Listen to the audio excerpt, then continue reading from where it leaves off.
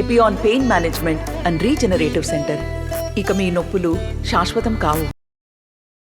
Parliament ఎన్నికల్లో పోటాపోటీ ప్రచారం విస్తృతమైనటువంటి వ్యూహాలతో ముందుకు వెళ్తున్నటువంటి నేపథ్యంలో వరంగల్ పార్లమెంటు కాంగ్రెస్ పార్టీ అభ్యర్థిగా కడియం కావ్య గారిని బలపరచడానికి కొత్తగూడెం ఎమ్మెల్యే సిపిఐ కూనంనేని సాంబశివరావు గారు మనతో ఉన్నారు. వారిని అడిగి అసలు విషయాలు తెలుసుకుందాము. ఎందుకంటే చాలా ఒక ఉత్సాహంతో ముందుకెళ్తున్నటువంటి పరిస్థితి. ప్రస్తుతానికి హనుమకొండలోని డీ కన్వెన్షన్లో సిపిఐ కార్యవర్గ సమావేశం నడుస్తుంది.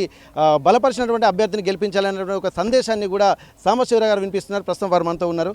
సార్ చెప్పండి సార్, ఇప్పటివరకు జరుగుతున్నటువంటి జాతీయ రాష్ట్ర పరిస్థితులను దృష్టిలో పెట్టుకొని ఎట్లాంటి వాతావరణం దేశంలో నెలకొంది? ఇప్పుడు మీరు చేస్తున్నటువంటి కామెంట్స్ కూడా ఎట్లా తీసుకోవచ్చు? ఇప్పుడు ఇది పార్లమెంట్ ఎన్నికలు.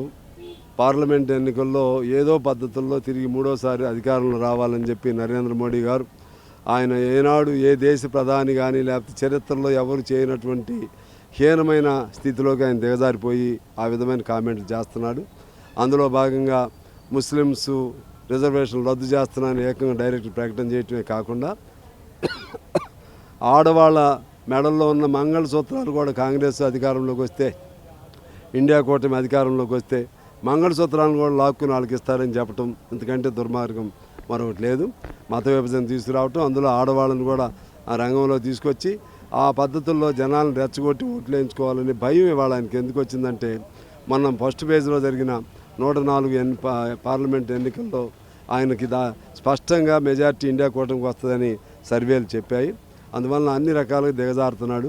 బీజేపీ అనేది అత్యంత ప్రమాదకరమైన ఫాసిస్ట్ పార్టీ. ఆ బీజేపీ గెలవటం, అందులో తెలంగాణలో ఒక్క స్థానం వచ్చినా కూడా తెలంగాణ ప్రజలు, తెలంగాణ ఆనాడు కమ్యూనిస్టు యోధులు కానీ కమ్యూనిస్టు కార్యకర్తలు లేకపోతే తెలంగాణ ప్రజలు ఆనాడు చేసిన పోరాటాలకు అర్థమే ఉండదు.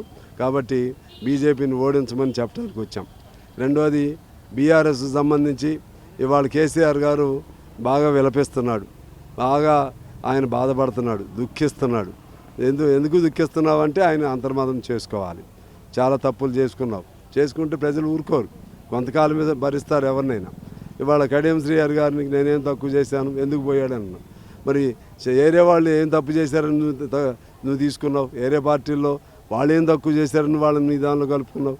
సిపిఐగా మాకు ఒక సభ్యుడు గెలిస్తే ఆ సభ్యుడిని కూడా నువ్వు లాక్కున్నావే. నీవు ఏదో దెయ్యాలు వేదాలు వల్లించినట్టుగా ఇటువంటివి చెప్పటమే కాకుండా తెలంగాణలో 10 ఏళ్ళు ఒక నిరంకుశత్వ నియంతృత్వ పాలనకు నువ్వు శ్రీకారం చుట్టావు, ఎవరిని కలవలేదు. అందువలన ఇవాళ ప్రజల్లో మార్పు వచ్చింది, కోరుకున్నారు. 4 నెలలే కాబట్టి ప్రజలు ఇవాళ మళ్ళీ కాంగ్రెస్ని గెలిపడానికి సిద్ధంగా ఉన్నారు. దానిలో భాగంగా మేము కమ్యూనిస్టులుగా మనస్ఫూర్తిగా సపోర్ట్ చేస్తున్నాం. ఓకే, అసలు ఇప్పుడు బీజేపీ ముచ్చటగా 3వసారి అధికారం రావాలని చెప్పి వాళ్ళు ఊబిళ్ళూరుతున్నారు. అలాగే తెలంగాణలో కూడా బీఆర్ఎస్ పార్టీ ముచ్చటగా 3వసారి అధికారంలోకి వస్తుందన్నటువంటి ధీమా వ్యక్తం చేస్తున్నారు. అయితే గత ఎన్నికల్లో 1.8% మెజారిటీతో ఓడిపోయినామని చెప్పి అంటున్నారు. ఆ కమ్యూనిస్టులు బలపరిచినటువంటి ప్రభావం దీని మీద ప్రభుత్వం పడిపోవడానికి ఉందనుకుంటున్నారా? ఇప్పుడు ఇది ప్రధానంగా పార్లమెంట్ ఎన్నికలు, బీఆర్ఎస్ మూడోసారి అనేది అయిపోయింది. అటువంటి పరిస్థితులే రేపు మీరు ఇప్పుడు భారతదేశానికి సంబంధించినటువంటి పార్లమెంట్ ఎన్నికల్లో కూడా అటువంటి ప్రభావం చూపే అవకాశం ఉందా అన్నది. బీజేపీ అనేది లేదు, వాతావరణం మార్పు వచ్చింది. ఎందుకంటే ఆయన నిరుద్యోగులు చేసింది ఏం లేదు, సంవత్సరానికి 2 కోట్ల ఉద్యోగాలు ఇస్తా ఉన్నాడు, ఏం చేయలేదు. అలాగే 2020 నాటికి అందరికీ సొంత ఇళ్ళు అన్నాడు, ఏం చేయలేదు. 2020 నాటికి రైతులకు ఆదాయం 2 చేస్తాడు, ఏమి చేయలేదు. ఇంకా చాలా చెప్పాడు, ఏమీ చేయలేదు. బీజేపీ పట్ల విరక్తి వచ్చింది. కేవలం మతం పేరుతో రాముడు అంటే ఈ దేశ ప్రజలందరికీ ఆరాధ్యుడు, నరేంద్ర మోడీకి ఒక్కడికే సొంతం కాదు. రామాయణం అంటే అందరికీ ఇష్టమైందే. అదేవిధంగా హిందువులు, అన్ని పార్టీల్లో మెజారిటీ ప్రజలు హిందువులే.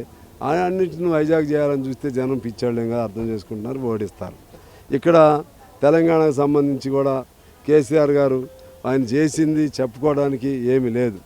ఇవాళ సెంటిమెంట్ పేరుతో కొంతకాలం ఆ పార్టీ ఉంది, ఇవాళ సెంటిమెంట్ లేదు, నాయకుడి పట్ల విశ్వాసం లేదు, కార్యకర్తల బలం లేదు, సామాజిక బలం కూడా లేదు.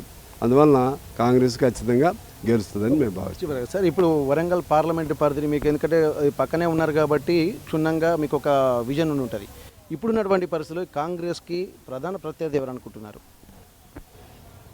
ప్రజలు నిర్ణయించాలి. ఇప్పుడు నేను పలానని చెప్పను కానీ కాంగ్రెస్ అయితే ఎక్కువ స్థానాల్లో గెలుస్తుంది. ఆ 2వ ప్లేస్కి బీఆర్ఎస్ఆ బీజేపీ వాళ్ళు తేల్చుకోవాలి. Okay, thank you. అయితే ఇప్పటికీ దేశ రాజకీయ పరిస్థితులను పరిణామాలను క్షుణ్ణంగా ఇప్పుడు పరిశీలిస్తున్నటువంటి నేపథ్యంలో అంతా రాజకీయాలు రాముడి వైపు తిరుగుతున్నాయంటున్నారు. రాముడు అనేటువంటి వారు ఒక ఆదర్శ పురుషుడు కాబట్టి అందరికీ మెజార్టీ పార్టీలో ఉన్నటువంటి అన్ని పార్టీలలో మెజార్టీ పీపుల్ హిందువులే ఉన్నారు కాబట్టి ఇటువంటి సిద్ధాంతాలను ఎత్తుకోవడం సరికాదంటున్నారు. ఏది ఏమైనప్పటికీ కూడా ఇక్కడ బీఆర్ఎస్ ప్రభుత్వం చేస్తున్నటువంటి తప్పులే ఇటు కేంద్రంలో కూడా జరుగుతున్నాయి కాబట్టి ఖచ్చితంగా రాబోయే ఎన్నికల్లో కాంగ్రెస్ ఖచ్చితంగా ఇండియా కూటమి గెలుస్తుందన్నటువంటి ఒక ధీమా ఇక్కడ కూనమనేని సాంబశివరావు గారు వ్యక్తం చేస్తున్నటువంటి పరిస్థితి. హనుమకొండ డి కన్వెన్షన్ నుండి కెమెరా పర్సన్ రాజుతో వెంకటరత్నం, RTV వరంగల్. నమస్తే అండి.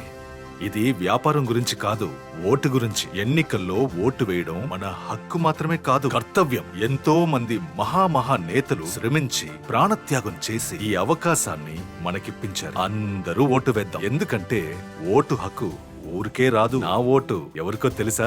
అది సీక్రెట్ అండి.